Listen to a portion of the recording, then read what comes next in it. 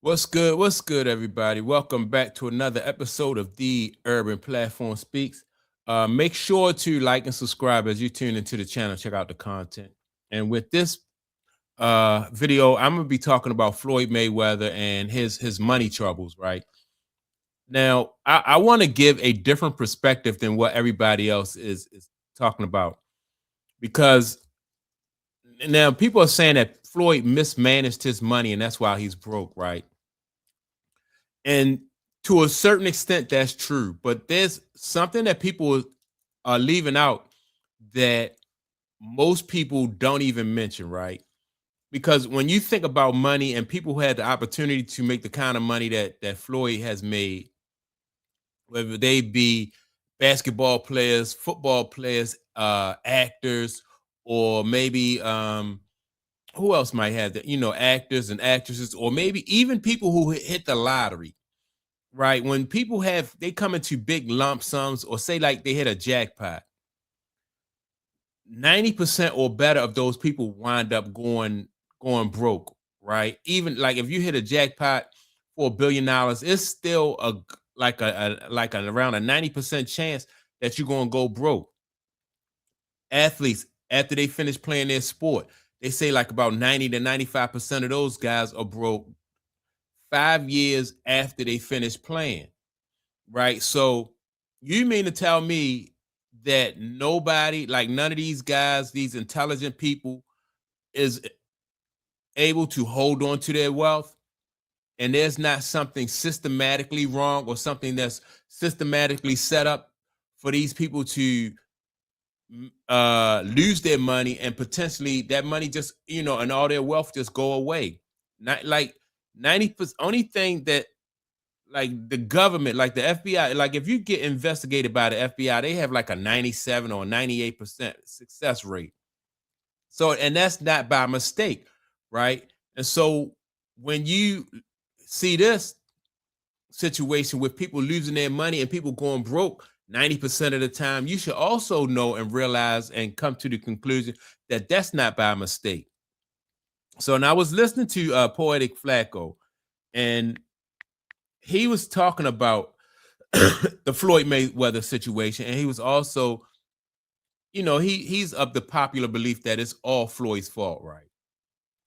I don't believe that it's all Floyd's fault, and so I'm going to play some audio from Poetic Flacco's show, and I'm going to rebut some of this while I'm listening to this audio.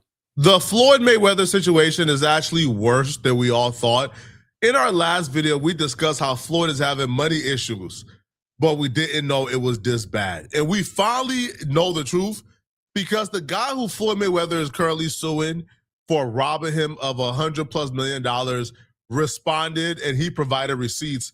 And Floyd is flat out broke. I'm talking about down to his last broke. Floyd's spending problem is the reason why he's going broke. I was able to go directly to the source to get private information that hasn't been shared publicly yet, to discuss the recent lawsuit that sent shockwaves throughout the sports world. Mayweather suing former associate in an alleged $175 million fraud scheme. That associate, Jonah, shared with me private text messages, private images of Floyd signing contracts, and access to private communication with. All right, so far he said Floyd's spending problem is the reason why he went broke, right?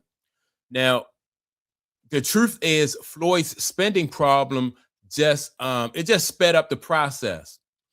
Because like I said, if you have a lot of money and you are denied certain, like athletes, when you look at athletes and entertainers, like I said, and even people who hit the lottery, just once you come into a lump sum of money, that don't mean that you're going to actually be able to invest that money and go into business and start a successful business. And it's not because you don't have the money, it's just because that business is about relationships, and you can get froze out of those situations. And look at somebody like Manny Pacquiao. He's having financial difficulties. What's the other guy that fought Floyd?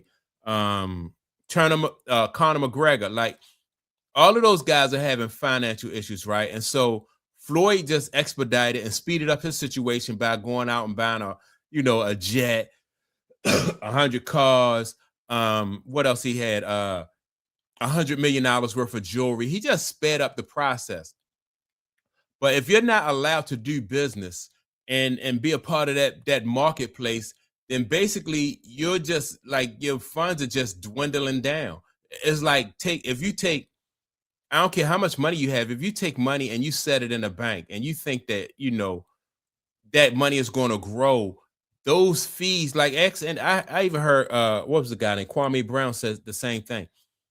Your money just slowly dwindles away, because they're going to be charging you all different kinds of fees and all this stuff. I don't care what your spending habits are. You have to be able to, once you're not allowed to do business and be in that marketplace, your money is going to dwindle. And so people say, well, why not just, buy real estate or get investments? So Floyd Mayweather, he making $100 million off of a fight, and he go out and he buy, say he go out and he buy a $10 million home, or even a $5 million home. The upkeep on that home is going to be so much that, like I said, the more expensive the home you buy, the more expensive the upkeep. Like I said, then he have cars and stuff like that. You just expediting the situation if you can't get into the marketplace and continue to make money. Look at somebody like Magic Johnson. Like Magic Johnson is still doing business and making business move because he have relationships with people that are allowing him to, just allowing him to do business.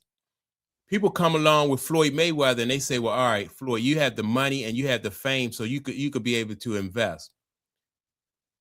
So if you want to capitalize off of my money and my fame, then what do I need you for? I got to still invest my money and you want to capitalize off my fame. That don't sound right. Like, what are you bringing to the table? You, with your money and your fame, you still consume all of the risk when you go into business with like the people that Floyd went into business with. Whereas though Floyd should have been like, if you want to capitalize off of my fame, that's cool. We can do business like that. But I'm not going to put up money and you want to capitalize off my fame and you want me to assume all the risk. And that's what they do with a lot of athletes. They say, well, we can put you in this space or this space and help you invest this and invest that. When the same way you learned how to play basketball, the same way you learned how to box, the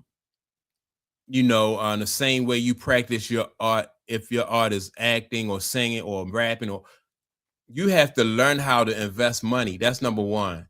Number two, assume that you're not going to be, just because you have money, that these people are not going to allow you into these rooms, especially if you're a minority athlete. They see it's easier for them to steal from you than it is to, try to invest in your business and grow and help you grow your business. Like, what do they get out of that? You're like, think about it like that. If somebody is, they want to be like, all right, well, we're gonna help you grow your business. What for?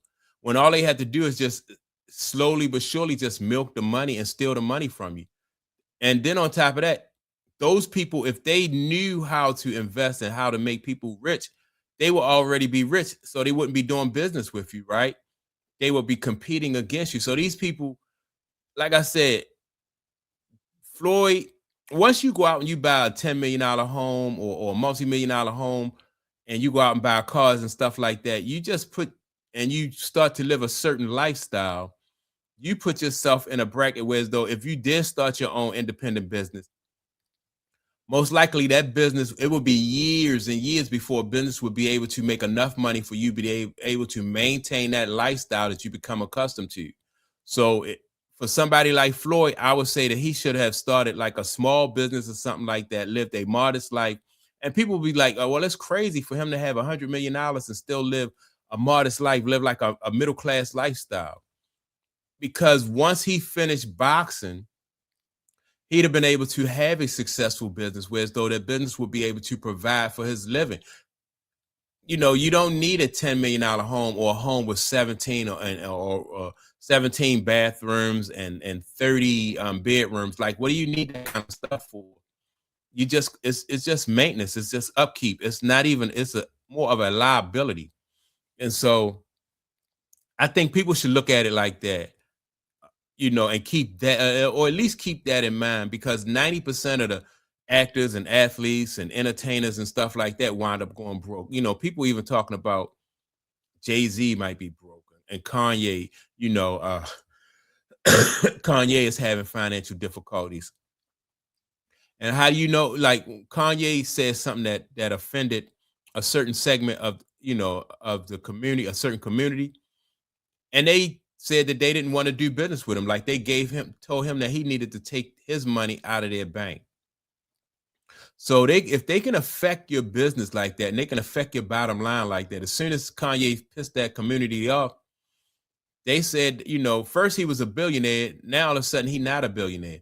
Like, if somebody had that kind of power, I'm not going out and I'm not investing and buying up a whole bunch of nonsense, man, knowing that somebody can pull the rug from under you at any given time. And so Kanye West, everybody, nobody gets to retire. You have to always you're always working and trying to maintain that lifestyle. Look at retired basketball players, or retired football players. First thing they want to do is go into a major network and be a sports commentator after they done made millions and millions of dollars on on the field. And now you're looking for a job after the career. So people have to keep that in mind. Yeah, did Floyd speed up the process? Yes. But there's a part of it, like when this right here, when people focus on Floyd's buying and spending habits and stuff like that, it helps to keep the facade that like certain people are poor money managers. They are illiterate when it comes to money management. There's no financial literacy, when it's not even about financial literacy. It's about being able to compete in that market space and having the opportunities to make money, and also creating opportunities for yourself. Like I said, once you go out and buy a $10 million home and stuff like that, you put yourself in a corner, because now you have to maintain that home. And you don't want to wait until that you realize that home is a liability. Then you downsize, whereas though you have wasted millions and millions of dollars trying to live a lifestyle that you're never going to be able to maintain for all of your life. So I just wanted to put that out there. Make sure to like and subscribe to the channel. Also, don't forget to leave a message, and I will talk to you in the next video. Peace.